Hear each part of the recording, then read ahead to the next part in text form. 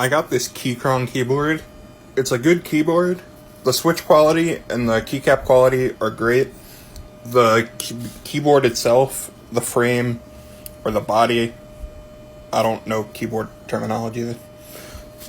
This part is made of plastic, not metal. Other keyboards from Keychron are made of metal, but this one's made of plastic. It's a TKL, and it's backlit RGB, and it's red. It's got RGB on the underside, from the side, and everything is great quality. Other Keychron keyboards, like I said, are made of metal, so they'd be technically higher quality, but this one all around is solid and great quality. So if you want to get yourself one, you can get it from the link in the TikTok shop below.